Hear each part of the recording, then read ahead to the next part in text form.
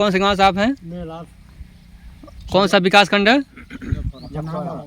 हम मेहरानी से आए हैं, छपरड़ गाँव। छपरड़ गांव। आप? जीरोन गेचवारा कौन सा विकास खंड? जखौरा। आप? विकास खंड मेहरौनी। इसे पहली बार कौन कौन आए हैं? पहली बार। चलिए, आप लोग का बहुत बहुत स्वागत है। अभी आपने जो बताया हमने प्राकृतिक खेती के 3 फसल देखा है, यानी आपका मसूर है, अलसी है और गेहूं है। तो ये बताइए, जो जहाँ निवेश बन रहा था, बीजामृत, घन जीवामृत, 10 पंडियक या जो आपका जीवामृत है, किसान उसको बना के खेत में डालें तो फसलें हो सकती हैं। तो यहाँ से देख के कुछ विश्वास हुआ आपको? बिना यूरिया, बिना डीएपी, बिना कीटनाशक, बिना कवकनाशक की फसल हो सकती है? हाँ? तो क्या आप लोग करेंगे इसको? करें। दूसरे को बताएंगे?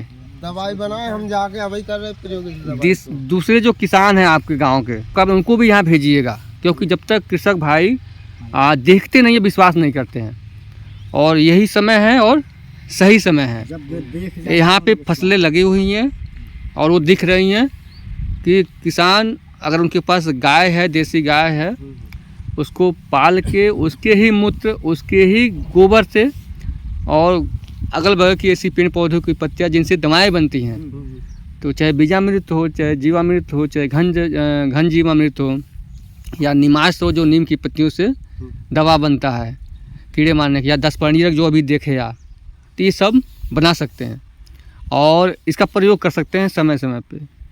और फ़ायदा क्या होगा? एक तो हमारी मृदा की सेहत भी अच्छी होगी, फसल भी सही होंगी।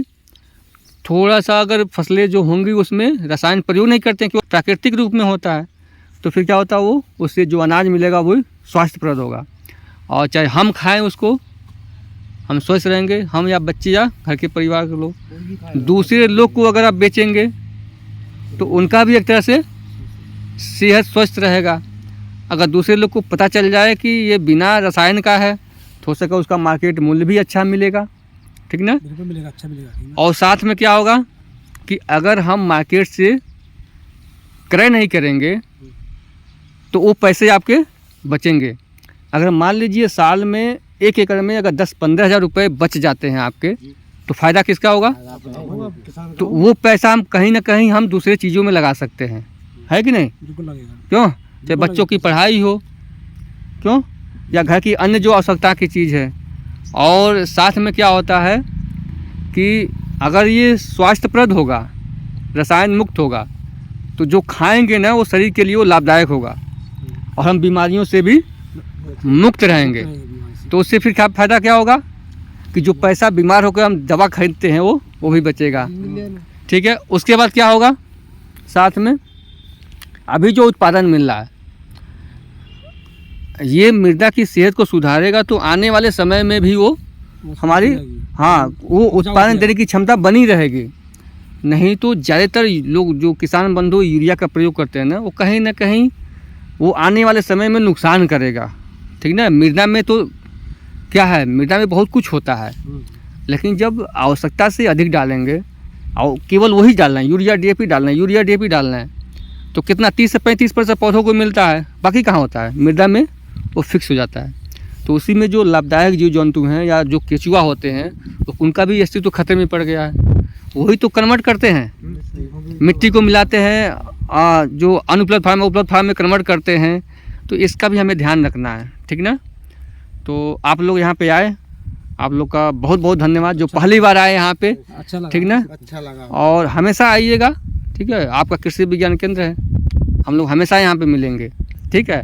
आपकी जो समस्याएं होती है, समस्या बेस पे ही यहाँ पे काम होता है, ठीक है?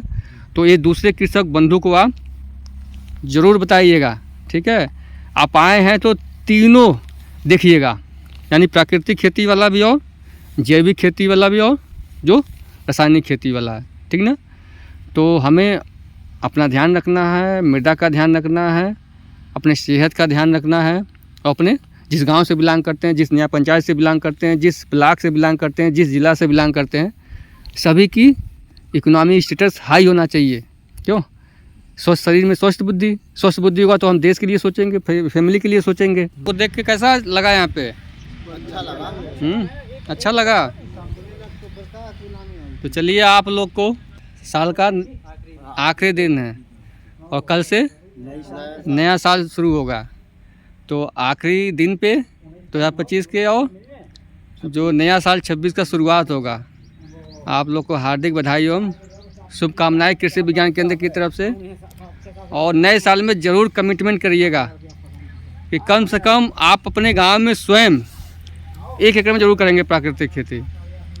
और जब दूसरे लोग देखेंगे तो फिर वो भी शुरुआत करेंगे। क्यों?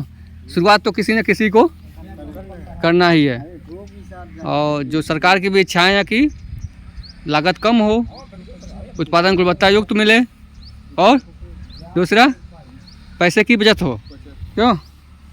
तो आप लोग ज़रूर करिएगा ना। धन्यवाद।